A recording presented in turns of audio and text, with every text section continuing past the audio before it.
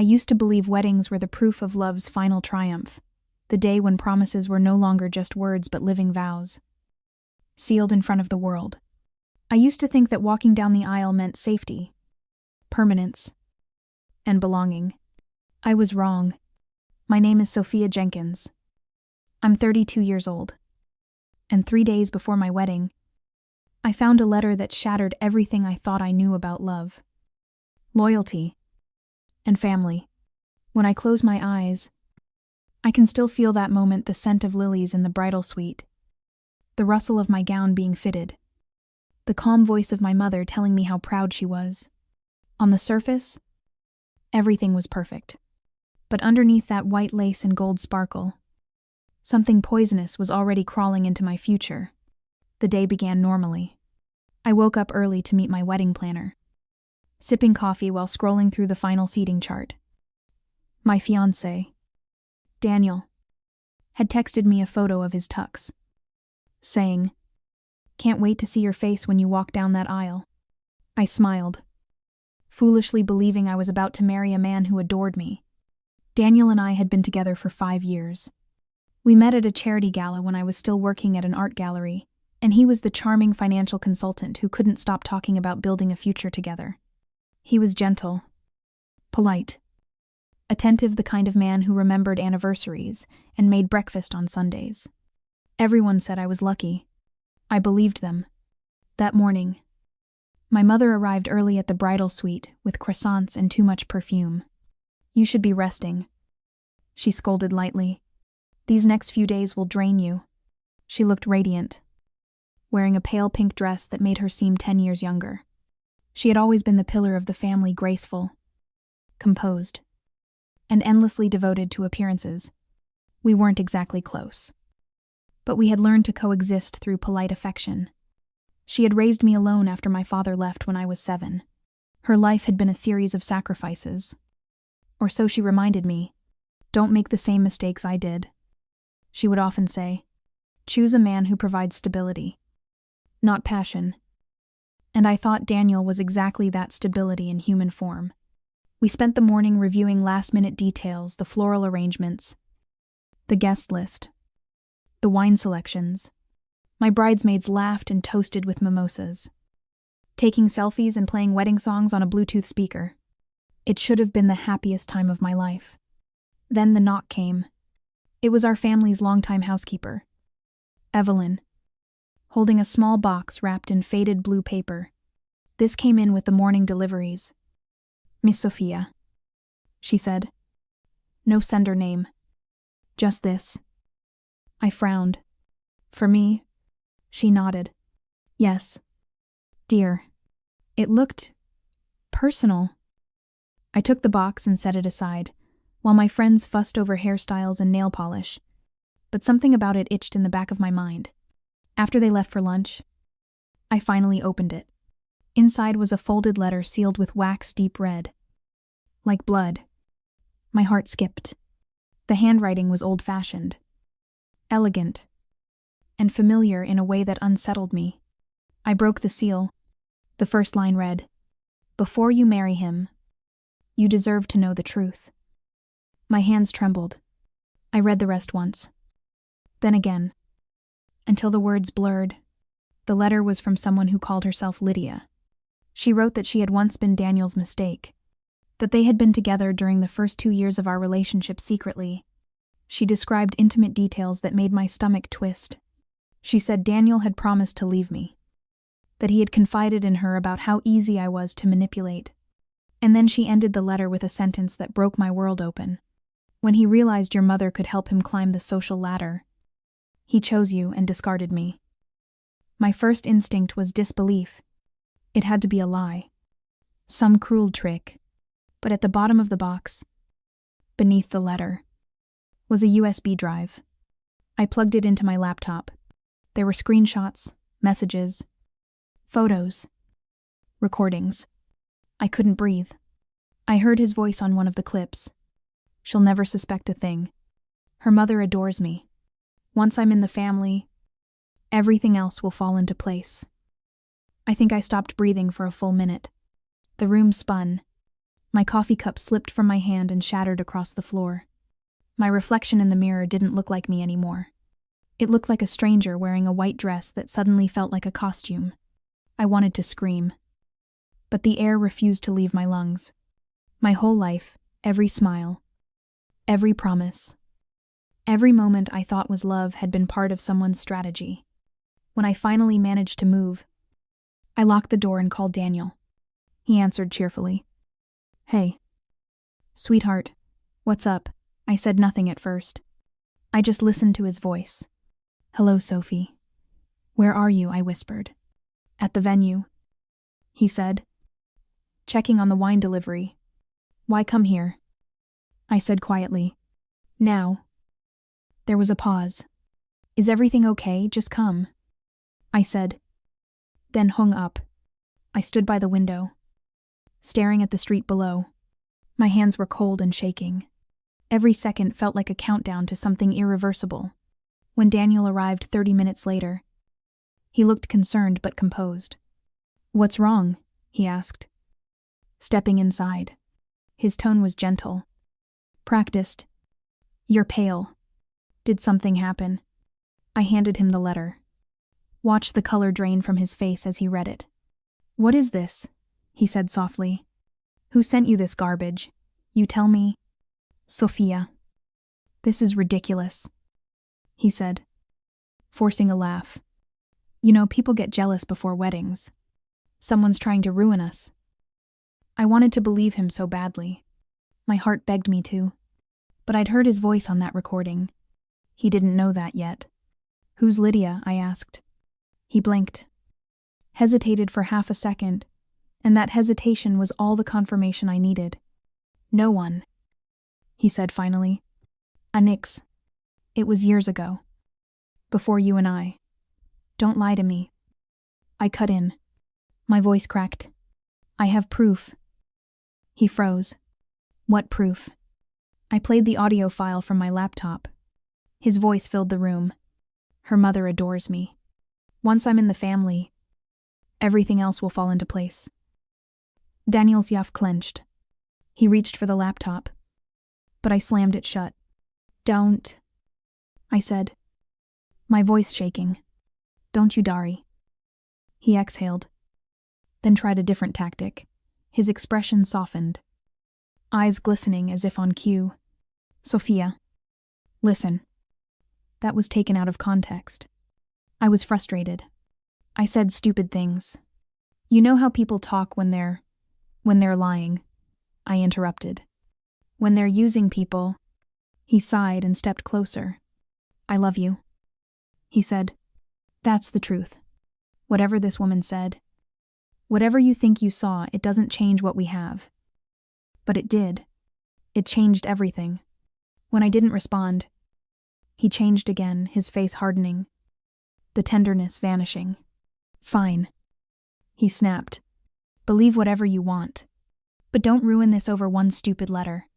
Everyone's watching us. Sophia, my reputation, your mother's reputation, it all depends on this wedding going perfectly." That sentence echoed in my head like thunder. My mother's reputation. Why would he bring her up?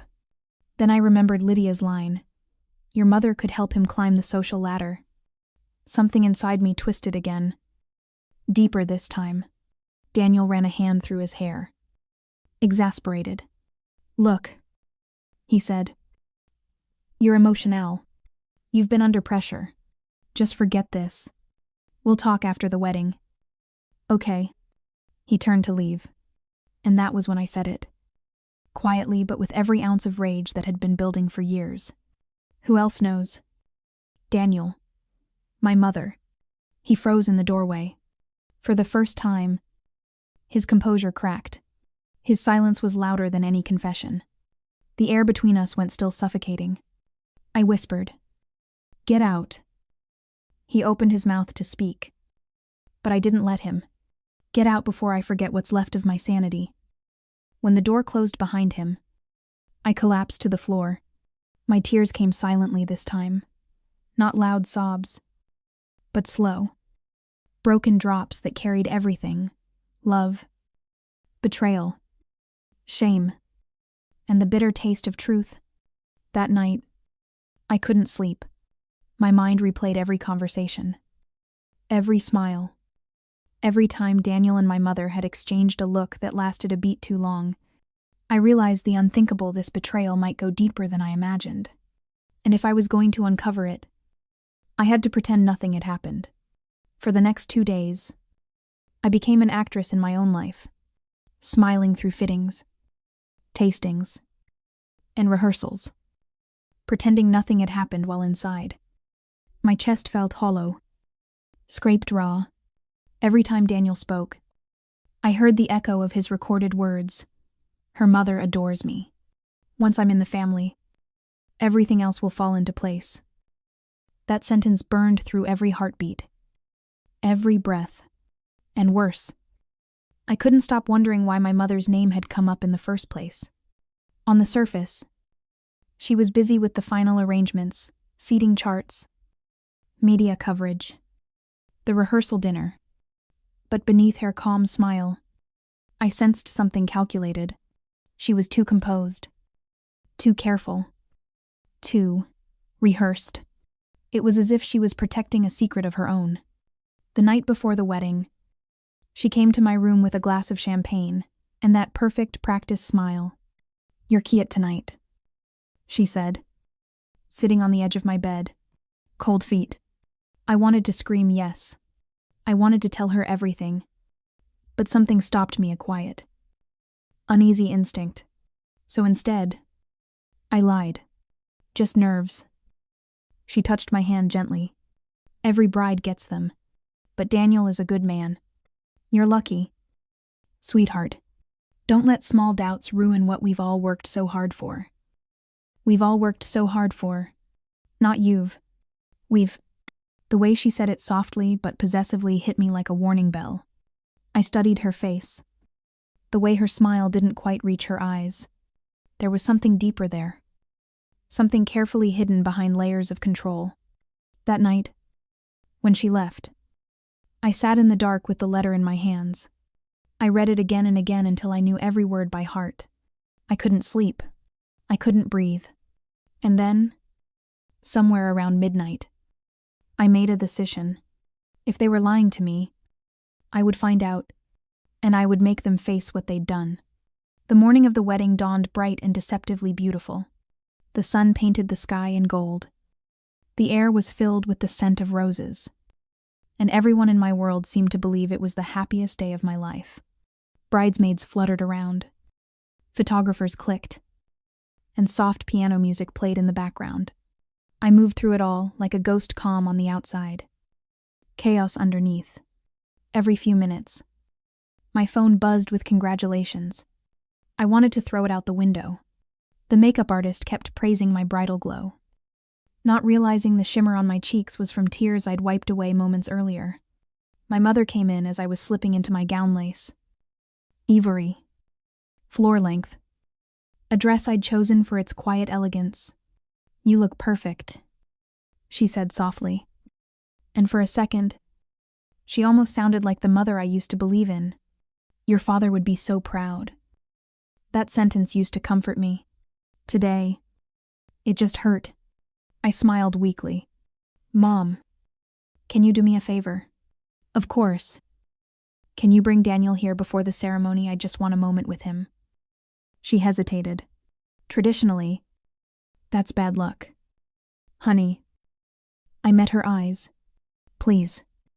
She studied me for a long moment, then nodded. "All right, but make it quick. The guests are already arriving." When she left, I turned toward the vanity mirror and whispered to my reflection, "Don't fall apart. Not yet." A few minutes later, Daniel appeared in the doorway, tall, handsome, his tuxedo crisp, his expression unreadable. "You wanted to see me."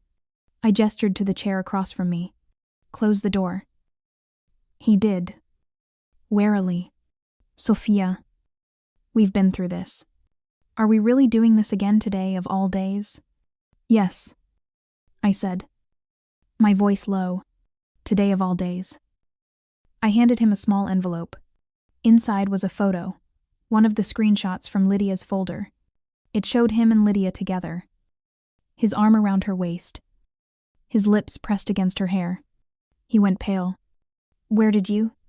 "She sent them to me," I said, "along with proof that you and my mother were planning something." His eyes widened. "That's insane." "Then why did you bring up her name that day?" I asked. He stammered. "Because she's important to you. Because she's—" "Stop lying," I whispered. "You called her a partner. You said she was part of your future plan." The silence between us felt heavy enough to crush me. Finally, he sighed and sank into the chair. "Fine," he said quietly. "You want the truth. You're not ready for it. Try me." He leaned forward, elbows on his knees. "Your mother wanted security. She didn't want another man to leave her or you without protection. When she realized how close I was to the family business, she made me an offer. She'd help me get the firm's account if I'd take care of you." I stared at him, stunned. "You're saying she pushed me to propose?" He said simply. "She said it was a good match. She needed someone she could control. And she was right." For a moment, I couldn't even find words. The betrayal hit twice, once from him, once from her. "She knew," I whispered. "She knew you were lying to me." He shrugged helplessly. "It wasn't supposed to matter. We were supposed to make it work. You were convenient." Convenient. The word sliced through me. My hands trembled. But I forced myself to look him in the eye. "Get out," I said quietly. "Sophia, listen. Get out." When he hesitated, I stepped closer until our faces were inches apart. "If you walk down that aisle, I will expose you in front of every guest, every investor, every person who's ever believed your lies. And if my mother is part of this, I'll destroy the image she's spent her whole life protecting." He froze, realizing I meant it. Then, without a word, he turned and left. I stood alone in that room, surrounded by white flowers and mirrors. And for the first time in my life, I felt powerful even through the heartbreak. A few minutes later, I heard voices outside the door. My mother's calm tone, then Daniel's low, angry one. I pressed my ear to the wall. "She knows," he hissed. "She won't ruin it." My mother replied coldly. "She'll calm down. She has to." There was a pause. Then my mother added softly, "You've done your part. I'll handle the rest." My blood ran cold. I took a deep breath, walked to the door, and opened it. They both froze when they saw me. My mother's face paled, but she recovered quickly. "Sweetheart, it's time. The ceremony is about to start." I smiled faintly. "Oh, I know, and I wouldn't miss it for the world." Then I walked past them, every step deliberate, my heart pounding, but my mind clear. I had a plan now, not of forgiveness, but of revelation. If they wanted a perfect wedding, I was about to give them one they'd never forget. The church was overflowing with rows of guests in elegant attire, soft music drifting from the string quartet, the air heavy with perfume and anticipation. Everyone smiled as I stepped into the foyer, radiant in my gown, a bouquet of white roses trembling slightly in my hands. They saw a bride about to marry the love of her life. They couldn't see the war inside my chest. The air shimmered with whispers. "She looks stunning. What a perfect couple. Her mother must be so proud." Those words slid over me like knives disguised as compliments. My mother stood near the altar, graceful as ever, greeting guests with a politician's poise. When her eyes met mine, something flickered there, the faintest trace of unease. She didn't know what I knew yet. That gave me strength. The music shifted. The doors opened. My quay. I walked slowly down the aisle, each step echoing against the marble floor. My heart pounded so hard I could hear it over the music. Daniel stood at the front, smiling that rehearsed. Charming smile, the same one that once made me believe I'd found safety. His eyes searched mine for softness, for surrender. He found none. When I reached him, he took my hand, his palm clammy. "You look beautiful," he whispered. "So do your lies," I murmured under my breath. He flinched, but the pastor began speaking before he could respond.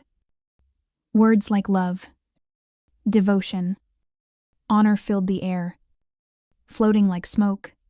My vision blurred not from tears this time, but from clarity.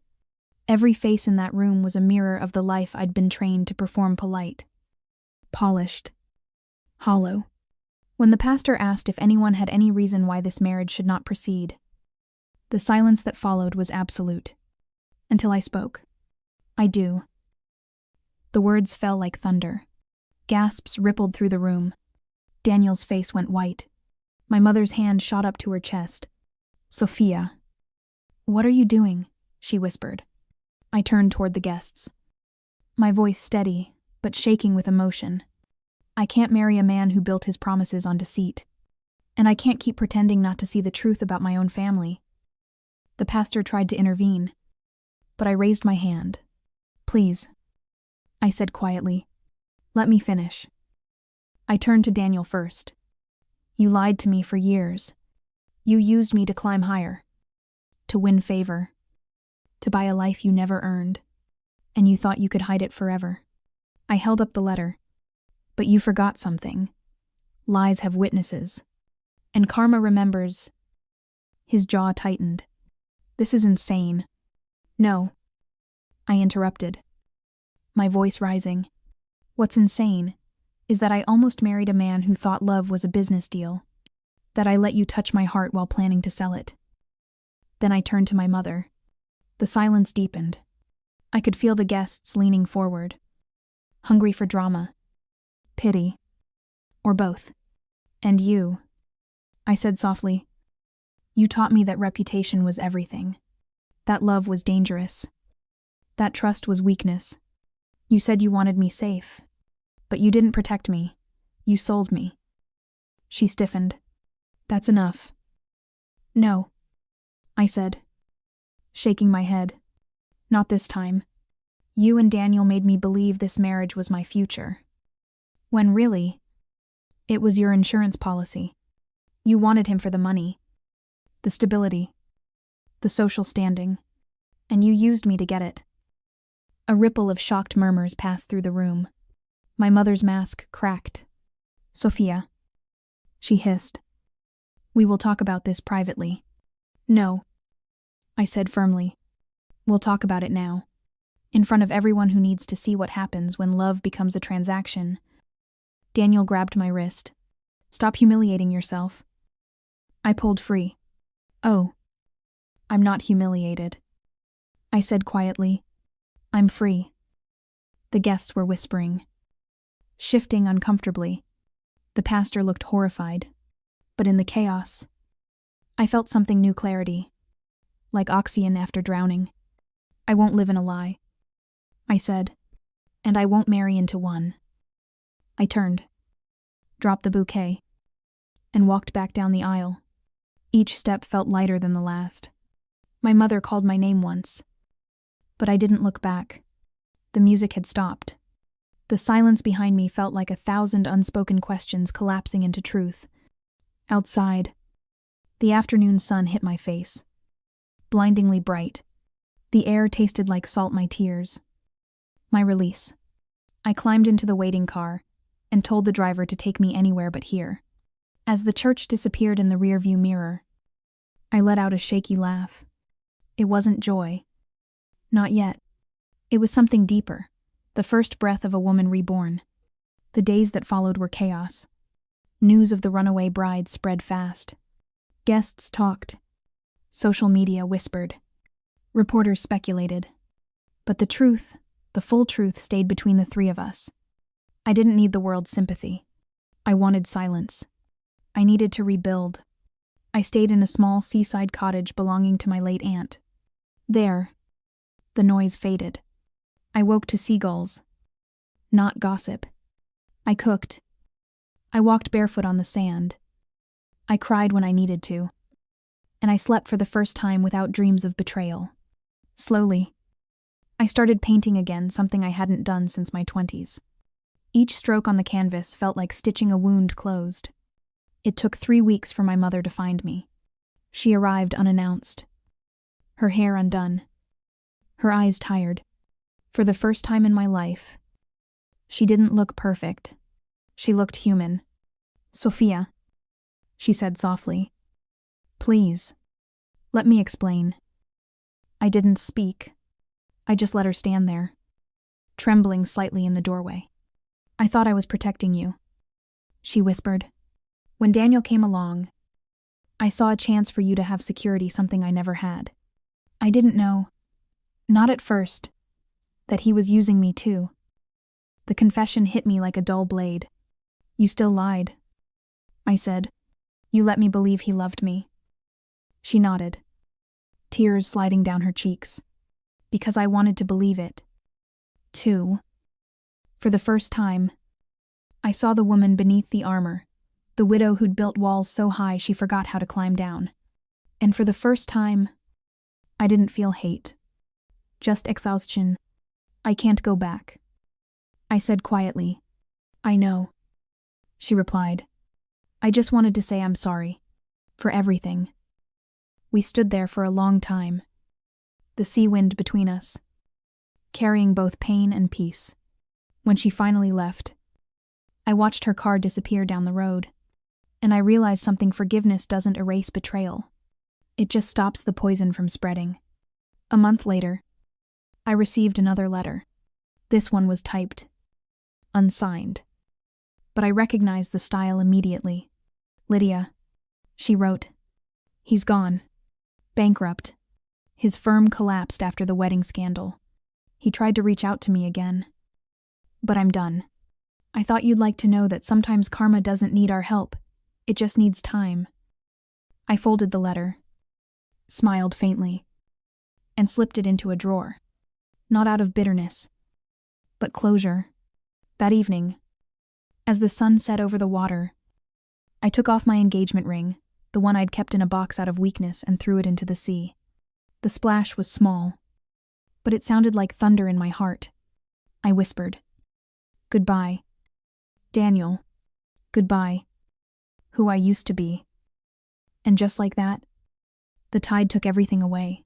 The lies, the shame, the illusion of safety. I was alone. Yes, but I was finally mine. If you've ever been betrayed by someone you trusted completely, if you've ever felt your whole world collapse in silence, please remember this sometimes. Losing everything is how you begin again. Sometimes, walking away is the bravest thing you'll ever do. Thank you for listening to my story. If it touched your heart, please like, share, and subscribe for more real-life stories about truth, karma, and rediscovering strength after betrayal. And tell me in the comments, would you have walked away? 2.